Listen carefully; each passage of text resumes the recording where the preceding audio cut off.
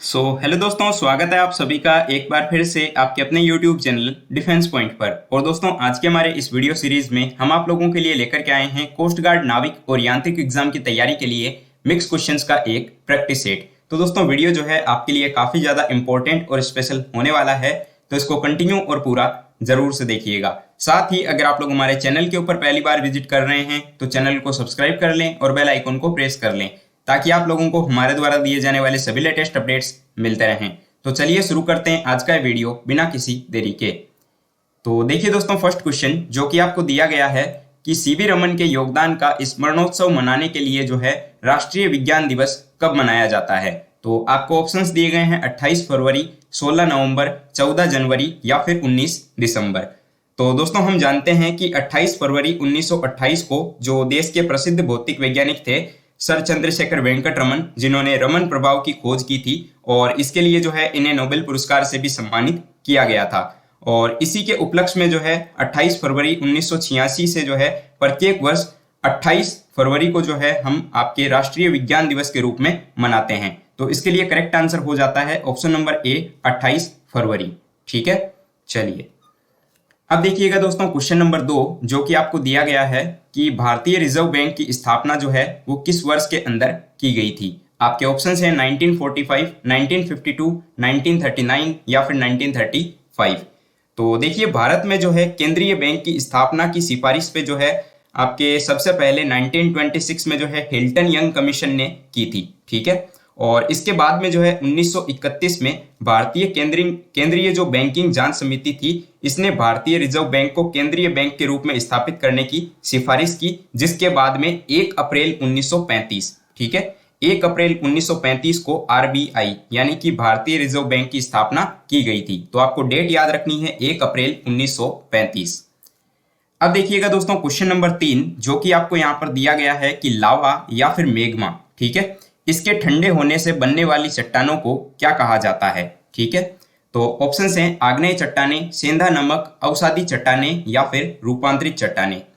तो इसके लिए दोस्तों आपका सही जवाब हो जाता है ऑप्शन नंबर ए, आग्नेय चट्टानें। देखिए, होता क्या है कि ज्वालामुखी की जो क्रिया होती है इसके दौरान हम जानते हैं कि जो आपके मेग्मा होता है या फिर जो लावा होता है वो बह करके ठंडा होकर के जो है ठोस रूप धारण कर लेता है। ठीक है, और इस टाइप से जो आपकी चट्टानें बनती है या फिर इस टाइप से जो सेल का निर्माण होता है उसको हम आग्नेय चट्टानें बोलते हैं। ठीक है, जिनको कि प्राथमिक चट्टानें भी कहा जाता है। तो इसके लिए राइट आंसर हो जाएगा ऑप्शन ए।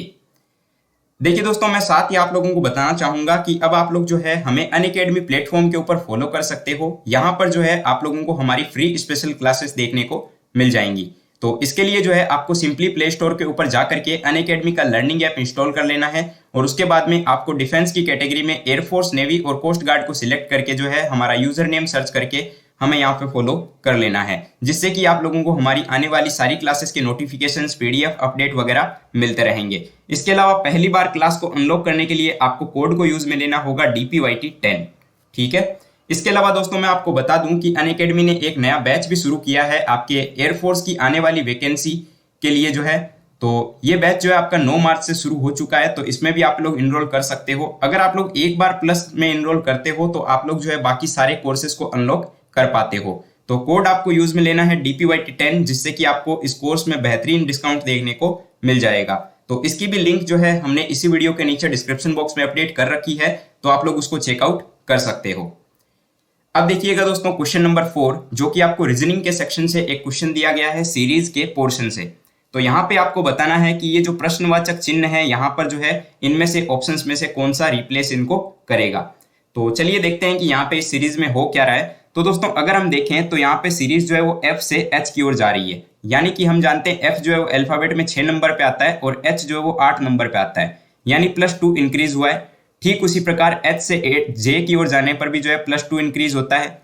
सेम उसी टाइप से जो है L में जाने पर भी उसी प्रकार जो है N की ओर जब हम जाते हैं तो यहाँ भी +2 इंक्रीज होता है। तो जाहिर सी बात है अगली बार भी +2 इंक्रीज होगा, यानी कि 14 नंबर से 16 नंबर आ जाएगा और 16 नंबर पे P आता है। ठीक है, उसी प्रकार अगर आप यहाँ देखोगे I से L, तो I से L में हम जानते हैं कि आपके यहाँ प्लस का 3 इंक्रीज हुआ है। ठीक है, और साथ ही L से O यानी यहाँ भी प्लस का 3, तो O से R यानी यहाँ भी प्लस का 3, उसी प्रकार से R से U, यानी यहाँ भी प्लस का 3 इंक्रीज हुआ है तो जाहिर सी बात है इसमें भी प्लस का 3 इंक्रीज होगा।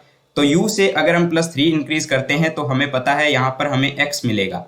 ठीक है, तो PX हमारे पास में आ चुका है। तो दोस्तों इससे जो है आप लोग आंसर बता सकते हो कि कौन सा जो है इसके लिए आंसर हो जाएगा। मैं आपको हमेशा यही प्रीफर करता हूं कि आप लोग जो है एग्जाम में पूरा क्वेश्चन बनाने के बजाय जो है आप लोग ऑप्शंस पे ज्यादा फोकस करें, जिससे कि आप लोग क्विकली जो है रीजनिंग को सॉल्व कर पाओगे। तो दोस्तों आप लोगों को ये पता चल चुका है कि PX जो है वो हमारा आंसर होगा। तो आप ये चेक कर सकते हो कि कौन से ऑप्शन में आपको PX दिया गया है। तो देखिए केवल एकमात्र ऑप्शन नंबर सी जो है वो ऐसा ऑप्शन है जिसमें PXX दिया गया है। ठीक है, क्योंकि इसमें PV आ जाता है और बाकी तो P है ही नहीं कहीं पर, यानी कि राइट आंसर आपका जो होगा वो ऑप्शन सी हो जाएगा। ठीक है, आई होप आप लोगों को समझ में आया होगा कि मैंने यहाँ क्या बोला है। अब देखिए दोस्तों क्वेश्चन नंबर 5, जो कि आपको यहाँ पर वेन डायग्राम के सेक्शन से एक क्वेश्चन दिया गया है। तो यहाँ पे आपको वेन डायग्राम बताना है डॉक्टर, सर्जन और कार्डियोलॉजिस्ट के बीच में। ठीक है, तो दोस्तों हम सभी लोग जानते हैं कि जो डॉक्टर होता है उन्हीं में से कुछ सर्जन होते हैं, और जो सर्जन्स होते हैं उसी में से कुछ लोग जो है वो आपके कार्डियोलॉजिस्ट होते हैं। क्योंकि सारे सर्जन जो है वो आपके कार्डियोलॉजिस्ट नहीं हो सकते, क्योंकि उनकी जो है अलग अलग एक्सपर्टीज होती है। तो सबसे पहले कॉमन चीज क्या है? तो सबसे पहले कॉमन चीज है कि उनका डॉक्टर होना कंपलसरी है। ठीक है, जो आपके डॉक्टर होगा वही आपके कार्डियोलॉजिस्ट हो सकता है, और उन्हीं में से जो है कोई सर्जन होगा। ठीक है, तो सबसे पहले डॉक्टर आ गया। उसके बाद देखिए दोस्तों यहाँ पर जो है हम सर्जन इसको लिख देंगे। ठीक है, क्योंकि हम जानते हैं कि कुछ सर्जन जो होंगे उन्हीं में से कुछ लोग जो है वो कार्डियोलॉजिस्ट हो सकते हैं। ठीक है, क्योंकि सारे सर्जन जो है वो आपके कार्डियोलॉजिस्ट नहीं होते हैं। तो कुछ पोर्शन जो है वो इनका कॉमन रहेगा, लेकिन पूरा पोर्शन जो है यहाँ पे कॉमन नहीं हो पाएगा। ठीक है, तो ऐसा जो है आपको यहाँ पर देखने को मिल रहा है 2 नंबर वाले में। तो यहाँ पे देखिए ऑप्शन नंबर बी में आपको 2 दिया गया है। तो इस क्वेश्चन के लिए जो है हमारा सही जवाब हो जाएगा ऑप्शन नंबर 2। आई होप आप लोगों ने यहाँ पे चीजों को समझा होगा। अब देखिए क्वेश्चन नंबर 6, जो कि आपको यहाँ पर एक कोडिंग डिकोडिंग के सेक्शन से क्वेश्चन दिया गया है, और काफी इंपॉर्टेंट और काफी अच्छे लेवल का क्वेश्चन है, एकदम हाई लेवल का क्वेश्चन हो जाता है। इसको ध्यान से समझिएगा। यहाँ पे क्या बोला जा रहा है कि यदि अंग्रेजी वर्णमाला के प्रत्येक अक्षर को विषम, ठीक है, यानी कि यहाँ पे बोला है कि ओड नंबर दिया जाए। ठीक है, यानी कि विषम संख्यात्मक मान दिया जाए, जैसे कि ए मतलब कि 1, बी मतलब कि 3। ठीक है, तो यहाँ पे जो है आपको क्या करना है कि जो भी लेटर्स दिए गए हैं उनको जो है यहाँ पर ओड नंबर देना है, यानी कि विषम संख्यात्मक मान देना है। तो आपको ये बताना है कि ये जो रेडिकल वर्ड है ये कैसे बनेगा। ठीक है, यानी कि इसके जो सभी अक्षर होंगे इनका कुल मान क्या होगा। और आपको एक चीज ध्यान रखनी है कि आपको जो है क्या करना है, तो यहाँ पर जो है आपको सभी लेटर्स के लिए विषम मान देना है। आई होप आप लोगों ने समझा होगा। तो देखिए यहाँ पर मैं आपको रेडिकल लिख करके बताता हूं। तो RADICAL।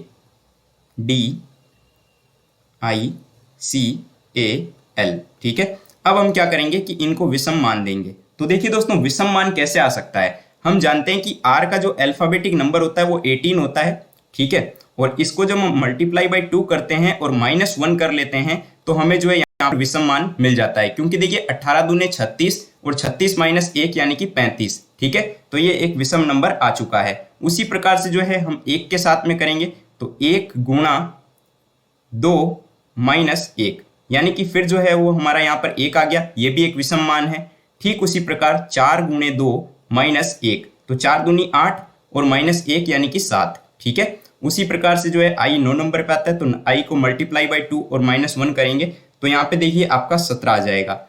और ठीक इसी प्रकार से जो है ये 3 नंबर पे आता है, तो मल्टीप्लाई बाई 2 और -1 करेंगे तो हमें जो है यहाँ पर 5 मिलेगा।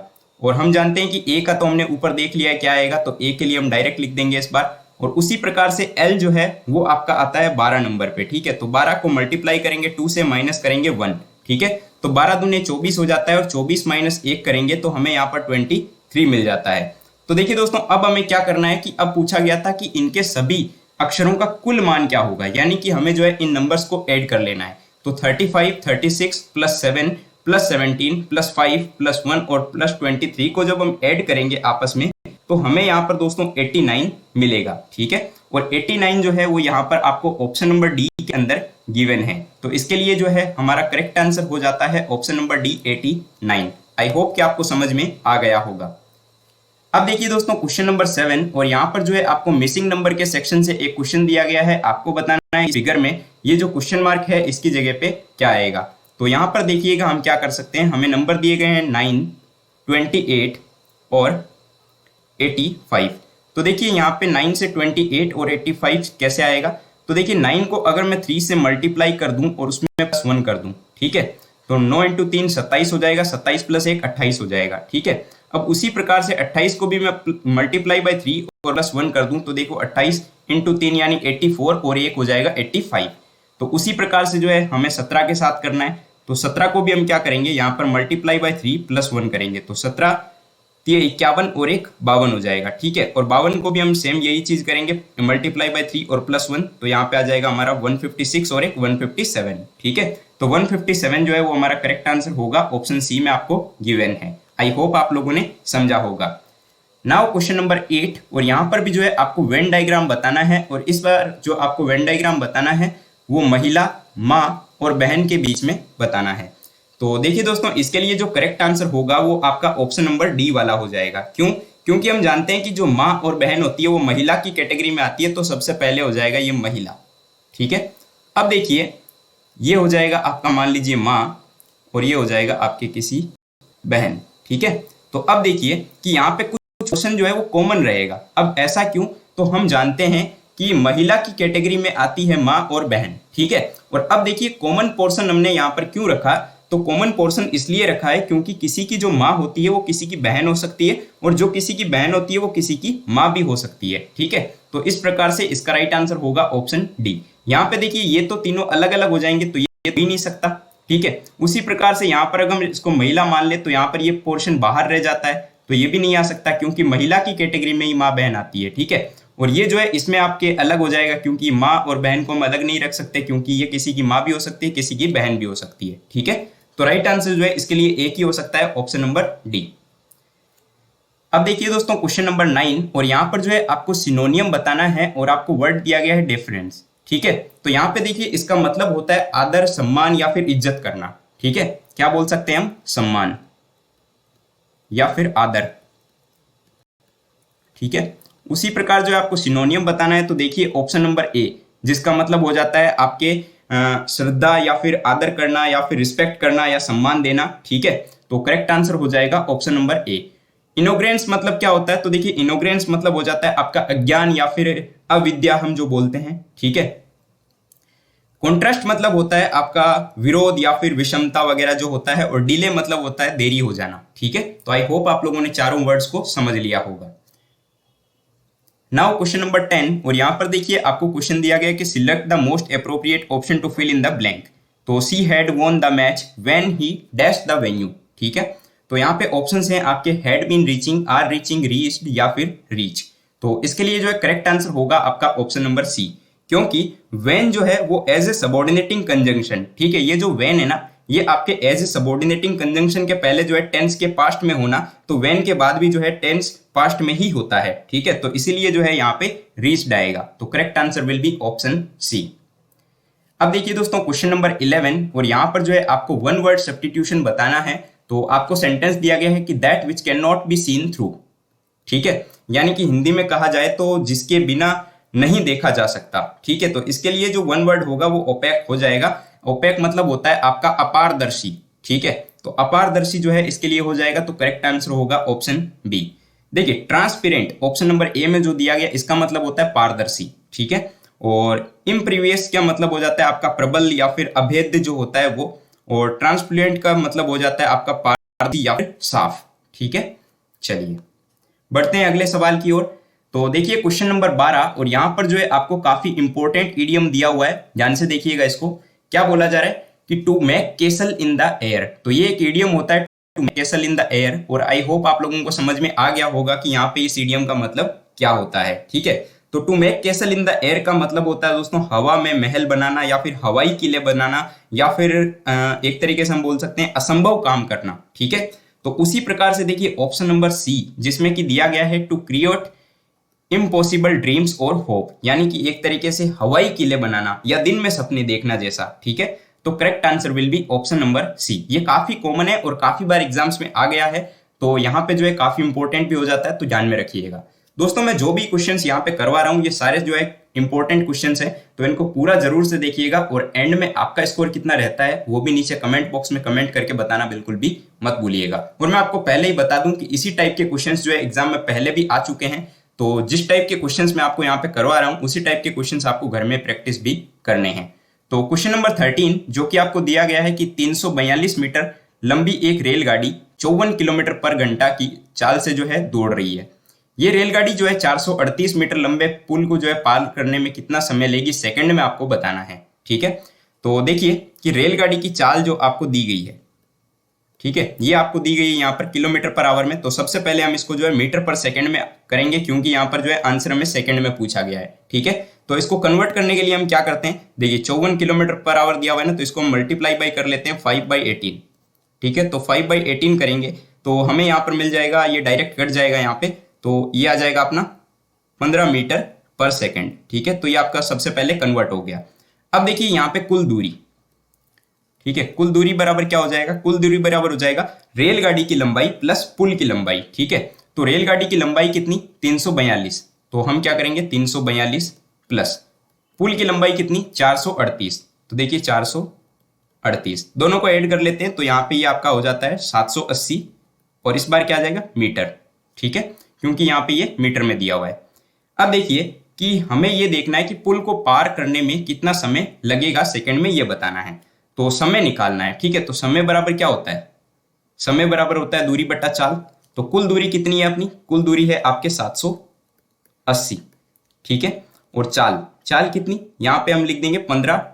ठीक है, क्योंकि हमारी चाल आई थी 15 मीटर पर सेकंड, तो इसको जो है हम आराम से सॉल्व कर सकते हैं। ये डायरेक्ट आपका 52 बार में कट जाता है, तो 52 सेकंड का यहाँ पे जो है टाइम लगेगा। तो करेक्ट आंसर जो है वो आपका हो जाएगा ऑप्शन नंबर बी, 52 सेकंड लगेगा पुल को पार करने में। ठीक है, चलिए बढ़ते हैं आगे की ओर। अब देखिएगा क्वेश्चन नंबर 14 और यहाँ पे आपको क्वेश्चन गिवन है कि जो हेली धूमकेतु होता है इसकी आवधिक जो आपके वर्ष होती है वो कितनी होती है, यानी कि हेली धूमकेतु एक तरीके से कितने वर्षों के बाद में दिखता है। ठीक है, तो देखिए कि ये जो धूमकेतु होता है ये 75 से 76 वर्ष के अंतराल पर जो है पृथ्वी पर नजर आता है। ठीक है, तो इसको जो है मतलब कि लास्ट टाइम जो है 1986 में देखा गया था। ठीक है, कब देखा गया था 1986 में, और नेक्स्ट टाइम जो है इसको हम देख पाएंगे आपके 2062 में, यानी कि 2062 के अंदर। तो ये आपके लगभग जो है 75 से 76 वर्ष के बाद में पृथ्वी से देखा जा सकता है। तो करेक्ट आंसर हो जाएगा ऑप्शन नंबर सी। ठीक है, ये क्वेश्चन भी आपके प्रीवियस ईयर का क्वेश्चन हो जाता है और इंपॉर्टेंट क्वेश्चन भी है, तो ध्यान रखिएगा। अब देखिए क्वेश्चन नंबर 15 जो कि आपके डायरेक्ट क्वेश्चन आया हुआ है पिछले बार ही कोस्ट गार्ड नाविक एग्जाम में, अगर आपने एग्जाम दिया है तो आपको याद होगा। तो क्वेश्चन है कि भारत का जो राष्ट्रीय गीत है ये कौन से उपन्यास से परिलक्षित हुआ था। ठीक है, तो ऑप्शन हैं देवी चौधरानी, आनंद मठ, दुर्गेश नंदिनी या फिर सेवा सदन। तो जो भारत का राष्ट्रीय गीत है वंदे मातरम, जो कि आपके बंकिम चंद्र चटर्जी के उपन्यास आनंद मठ से लिया गया है। ठीक है, तो करेक्ट आंसर हो जाता है ऑप्शन नंबर बी, आनंद मठ। ठीक है, और अगर पूछ लिया जाए कि इसको सबसे पहले कहां पर गाया गया था, तो आपको याद रखना है कि 1896 में। ठीक है, 1896 में जो है आपके जो कांग्रेस का अधिवेशन हुआ था, ठीक है, कोलकाता का कांग्रेस का जो कोलकाता अधिवेशन हुआ था उसमें जो है सबसे पहले आपके राष्ट्रगीत को गाया गया था। तो ये भी आपको ध्यान में रखना है। नाउ क्वेश्चन नंबर 16 और यहाँ पे जो क्वेश्चन दिया गया है, कहा है कि मानव शरीर जो है वो कौन सी पीएच सीमा के भीतर काम करता है। ठीक है, तो सबसे पहले बात करते हैं पीएच क्या होता है। तो देखिए किसी भी विलयन की अम्लीयता या जो क्षारीयता होती है ना, इसको व्यक्त करने के लिए पीएच स्केल को हम जो है यूज में लेते हैं। ठीक है, पीएच स्केल। और जो पूछा जा रहा है, और आपने देखा होगा कि पीएच इज इक्वल टू हम ये भी लिखते हैं, pH is equal to minus log H+। ठीक है, और जो मानव शरीर होता है ना ये 7 टू लेकर के 7.8 पीएच में काम करता है। ठीक है, तो करेक्ट आंसर जो है इसके लिए हो जाएगा ऑप्शन नंबर सी। अब देखिए दोस्तों क्वेश्चन नंबर 17 और यहाँ पर आपके लिए क्वेश्चन गिवन है कि इनमें से कौन सा उपकरण या फिर परिपथ जो है वो आपके विद्युत धारा की उपस्थिति का पता लगा सकता है। ऑप्शन हैं गैल्वेनोमीटर, मैग्नेटोमीटर, बैरोमीटर या फिर रक्तदाब मापी। तो देखिए इसके लिए सही जवाब हो जाएगा आपका ऑप्शन नंबर ए, गैल्वेनोमीटर यानी कि धारा मापी। ठीक है, तो देखिए विद्युत परिपथ में जो है विद्युत धारा की उपस्थिति का पता लगाने के लिए गैल्वेनोमीटर या फिर धारामापी को यूज में लिया जाता है। बाकी ऑप्शंस की बात करें तो मैग्नेटोमीटर जो होता है ये आपके चुंबकीय पदार्थों के चुंबकन यानी कि जो मैग्नेटाइजेशन होता है इसका मापन करने के लिए यूज में लिया जाता है। बैरोमीटर आपको पता ही है कि वायुमंडलीय दाब को मापने के लिए यूज में लिया जाता है। और रक्तदाब मापी जो होता है यानी कि स्पेग्नोमीटर ये आपके धमनियों में जो है रुधिर के दाब को मापने का उपकरण होता है। ठीक है, चलिए देखिए क्वेश्चन नंबर 18 और यहां पर क्वेश्चन दिया गया कि इनमें से कौन सा एक यौगिक नहीं है। ठीक है, तो सबसे पहले ये जान लीजिए कि यौगिक होता क्या है। तो वो शुद्ध पदार्थ जो रासायनिक रूप से दो या दो से अधिक तत्वों के एक निश्चित अनुपात में या फिर जो है रासायनिक संयोग से बनता हो उसको यौगिक बोला जाता है। जैसे कि आपको मैं अगर बताऊं तो NaCl, ठीक है, क्योंकि ये देखिए आपके सोडियम और क्लोरीन, ठीक है, इन दोनों से बना हुआ है। उसी प्रकार से पानी H2O, ठीक है, तो ये आपका हाइड्रोजन से मिलकर के बना हुआ है। तो देखिएगा यहाँ पर जो ऑप्शंस है उसमें से ऑप्शन नंबर बी लोहा, ठीक है, ये आपका जो है यौगिक नहीं है, क्योंकि कार्बन मोनोऑक्साइड भी जो है कार्बन और ऑक्सीजन से मिलकर बना हुआ है। सोडियम क्लोराइड का मैंने बनाया अभी आपको बताया और जल का भी जो है आपको मैंने बताया है। लेकिन लोहा जो होता है ये आपके जो है एक शुद्ध रासायनिक तत्व है, ठीक है, ना कि यौगिक। अब देखिएगा दोस्तों क्वेश्चन नंबर 19 और यहाँ पर जो है आपको क्वेश्चन मार्क की जगह पर बताना है कि इस मिसिंग नंबर क्वेश्चन में जो है क्या आएगा। ठीक है, काफी इजी क्वेश्चन है वैसे, ठीक से देखिएगा। तो इसको जो है हम यहाँ पर रो वाइज सॉल्व करेंगे। तो देखिए क्या हो सकता है। ठीक है, अगर मैं 3 का स्क्वायर कर दूं प्लस 2 का स्क्वायर कर दूं प्लस 5 का स्क्वायर कर दूं, ठीक है, तो क्या मिलेगा मुझे 9 प्लस 4 प्लस 25, ठीक है, और इनको ऐड करते ही आपको 38 मिल जाएगा और 38 देखिए यहाँ पर दिया गया है। ठीक उसी प्रकार से हम क्या करेंगे 5 का स्क्वायर प्लस 3 का स्क्वायर प्लस 4 का स्क्वायर, ठीक है, तो हमें यहाँ पर क्या मिलेगा 5 का स्क्वायर 25 प्लस 3 का स्क्वायर 9 प्लस 4 का स्क्वायर 16, जो कि आपको मिल जाएगा यहाँ पर 50। ठीक है, तो करेक्ट आंसर जो है वो हमारा हो जाता है option number A 50। I hope आपको समझ में आ गया होगा। अब देखिए दोस्तों क्वेश्चन नंबर 20 जो कि आपको यहाँ पर डायरेक्ट इनडायरेक्ट से क्वेश्चन दिया गया है और यहाँ पे कहा जा रहा है कि please don't do anything dangerous said his wife. तो यहाँ पे देखिए आपको बताना है ऑप्शंस में से कि कौन सा होगा यहाँ पर। तो देखिए कि ये जो सेंटेंस है इसमें please don't do anything dangerous, ठीक है, ये जो है ना आपके ये एक इंपेरेटिव सेंटेंस है, ठीक है, जिसमें कि डोंट को जो है हम लोग नॉट टू में और प्लीज को जो है वो रिक्वेस्टेड में बदलेंगे, ठीक है ना। तो ये जो आपके डोंट है, ठीक है, डोंट जो दिया गया इसको तो हम नॉट टू में कन्वर्ट कर देंगे और ये जो आपके प्लीज दिया हुआ है, ठीक है, इसको हम रिक्वेस्टेड में बदल देंगे, जैसा कि आपके direct as it is option number A के अंदर दिया गया है, ठीक है, कि his wife beg him not to do anything dangerous. ठीक है, तो यहाँ पे जो है आपका करेक्ट आंसर क्या हो जाएगा, तो करेक्ट आंसर जो है वो आपका होगा ऑप्शन नंबर ए। ठीक है, आई होप आप लोगों ने यहाँ पे समझा होगा। अब देखिए दोस्तों क्वेश्चन नंबर जो कि आपके क्वेश्चन फॉर यू सीरीज का एक क्वेश्चन है आप लोगों के लिए। तो आपके लिए क्वेश्चन है कि भारतीय संविधान में शामिल जो नीति निर्देशक सिद्धांत है ये किस संविधान से प्रेरित है। ठीक है, तो आपके लिए ऑप्शंस है कनाडा, आयरलैंड, अमेरिका या फिर ऑस्ट्रेलिया। तो इसका जो राइट आंसर होगा वो आप लोगों को नीचे कमेंट बॉक्स में कमेंट करके बताना है। दोस्तों अगर वीडियो पसंद आया हो तो वीडियो को लाइक कीजिएगा, चैनल को सब्सक्राइब कीजिएगा और अपने दोस्तों के साथ में शेयर करना बिल्कुल भी मत भूलिएगा। इसके अलावा हमारे टेलीग्राम ग्रुप को जरूर से ज्वाइन कर लीजिएगा, उसकी लिंक आपको वीडियो के नीचे डिस्क्रिप्शन बॉक्स में दी गई है, ताकि आप लोगों को हमारे द्वारा दिए जाने वाले सभी पीडीएफ्स और वीडियोस के नोटिफिकेशंस वगैरह मिलते रहें। ठीक है, तो मिलते हैं नेक्स्ट वीडियो में, तब तक के लिए जय Hind and thank you so much for watching this video.